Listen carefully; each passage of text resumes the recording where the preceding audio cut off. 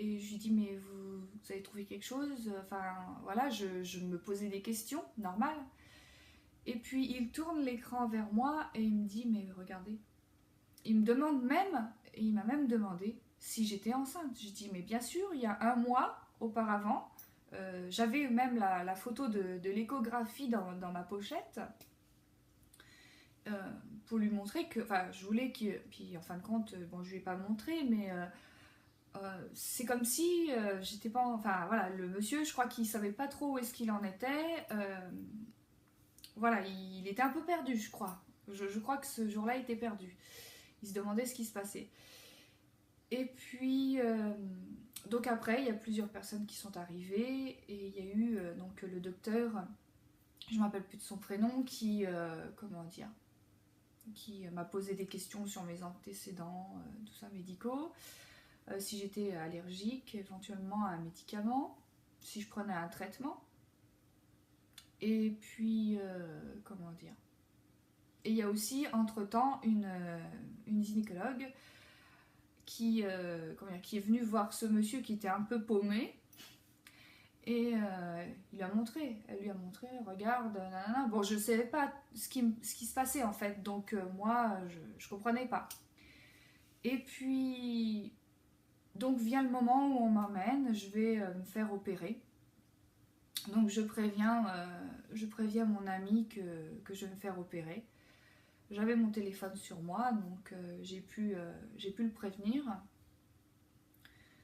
Euh, donc j'ai subi un curetage et voilà. Donc j'ai subi un curetage le même jour puisque je suis arrivée aux urgences tôt le mardi matin et voilà. Après dans la matinée je me suis fait opérer et après c'était bon. Euh, donc voilà, je passe toute la journée du mardi à l'hôpital, normal, bon. Et le lendemain, en début d'après-midi, je sors. Ensuite, j'ai eu 15 jours d'arrêt, donc dû à ça, pour me remettre. Et puis même, j'avais perdu beaucoup de sang. Donc, suite à ça aussi, j'ai eu un traitement, enfin j'ai toujours un traitement de tardiféron pour le faire. Et donc, un mois passe, et puis là, un coup de fil, mes parents, ils ont été contactés. Et puis apparemment on a essayé de me contacter moi, mais moi j'étais au travail et j'avais mon téléphone coupé. Et puis je devais voir la fameuse gynécologue qui était passée au moment où j'ai eu ma consultation par rapport à ces saignements. Et elle me dit que enfin, elle m'a parlé de la mole. En fait, elle m'a dit vous avez eu une mole, mais une mole partielle. Parce qu'il faut savoir qu'il y en a deux sortes. Il y a la mole partielle dans mon cas où vous avez un enfant qui se forme normalement et la mole complète qui au contraire eh bien il n'y a aucun enfant et il y a juste ce gros amas de grappes de raisin et vous n'avez aucun bébé qui se forme dans la complète. Donc moi pour mon cas c'était la partielle. Donc normal puisque vu que un mois avant j'avais fait une écho de consultation, il y avait un enfant. Et voilà, donc on m'annonce ça et comment vous dire que je me suis dit mais c'est quoi? Parce que la fausse couche, je pense que à n'importe quel âge on a entendu parler, mais d'une mole idatiforme partielle ou complète, vous vous dites mais c'est quoi? Qu'est-ce que c'est que ça? Et puis bah, je me suis renseignée sur internet, etc. Et j'ai vu les explications. Déjà, bon, normalement, un bébé normal doit avoir 23 chromosomes de sa mère, 23 chromosomes de son papa. J'ai vu que pour la partielle, il y avait 23 chromosomes de maman, mais par contre doublé pour le père, c'est-à-dire 46. Donc il y a un problème de chromosomes déjà. Et ensuite, bah voilà, il y a ce petit amas de grappes de raisin. Et donc forcément, quand on vous annonce ça, on se dit oh punaise. On se dit mais on est complètement dans le flou et c'est pour ça que c'est bien quand même Internet de pouvoir se renseigner et d'avoir une réponse à ces questions. Et d'ailleurs j'ai adhéré à un groupe qui est sur Facebook et on est déjà beaucoup d'abonnés à cette page qui est par contre une page qui n'est pas publique parce qu'il y en a deux. Il y a une page publique et privée où quand vous publiez, personne ne peut voir à part les membres de cette page Facebook. Et donc moi je suis dans celle où c'est en privé, voilà. Et donc ça permet d'avoir d'autres témoignages, tout ça, de pouvoir un petit peu essayer de comprendre un petit peu ça. Donc au final, après ça, un mois après, on me dit voilà, dès aujourd'hui, vous faites une prise de sang et toutes les semaines qui vont suivre, vous allez faire une prise de sang pour pouvoir voir votre taux d'hormone de grossesse, qui est la bêta-HCG, voir si elle descend bien. Voilà. Donc dès ma première prise de sang, c'est-à-dire un mois après cette fausse couche et donc curetage, j'avais 9. Donc vraiment très très peu. Et ensuite, les autres semaines qui sont passées, j'ai eu 5 et dernièrement 3. Là, je dois aller chercher encore mes résultats parce que c'est pas fini pour pouvoir voir si ça a bien descendu, voir si je suis à 0 ou pas. Et aussi, vous avez un centre, on m'a parlé d'un centre de Lyon, quand j'ai vu ma gynéco qui m'a demandé si je voulais être suivie là-bas. Et je lui ai dit oui sans hésiter parce que pour moi c'était important, après avoir fait ça, d'être suivie et que le jour où c'est terminé, vous êtes à 0, 3 fois négative au niveau de la bêta-HCG, qu'au niveau gynécologique, tout va bien, parce que vous pouvez avoir même après un accouchement normal, vous pouvez avoir des petits kystes qui se forment, c'est des kystes après accouchement.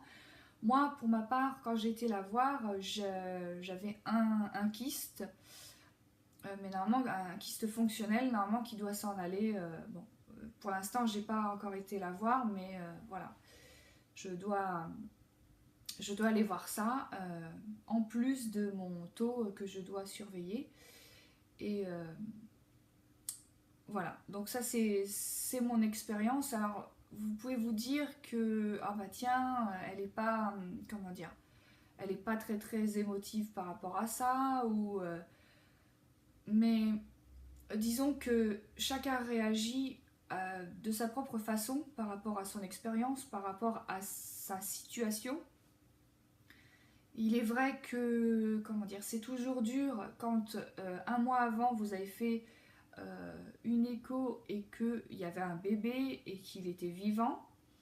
Mais qu'est-ce qui est pire, une molle complète où il n'y a aucun enfant, vous découvrez que vous n'avez aucun enfant mais que vous avez eu les symptômes de grossesse comme s'il y en avait un, et la partielle où il y en a un.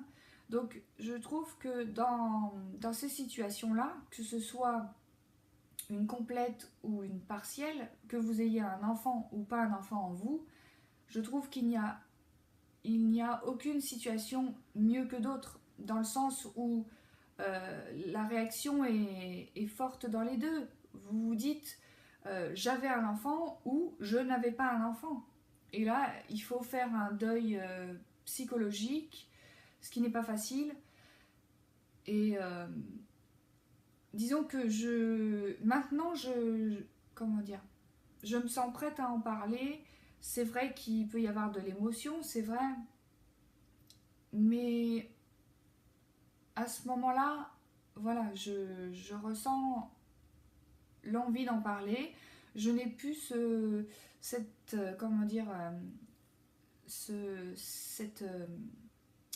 l'impression d'être un animal qui veut être dans son coin, qui est là, qui veut parler à personne. Voilà. Je veux dire, c'est vrai que quand j'ai repris le travail, effectivement, Ce qui était le plus dur pour moi, c'est de reprendre le travail, de se dire que voilà, il y a quelques temps auparavant, tu avais, voilà, tu étais enceinte,